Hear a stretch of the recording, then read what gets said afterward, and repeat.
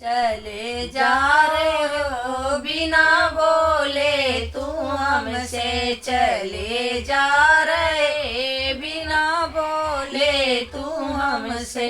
पहली ही दाग सिंदूर में लगवला, पहली दाग सिंदूर में लगवला। का लिखला अपने कलम से, चले जा रहे बिना बोले तू हमसे, चले जा रहे बिना बोले तू हमसे।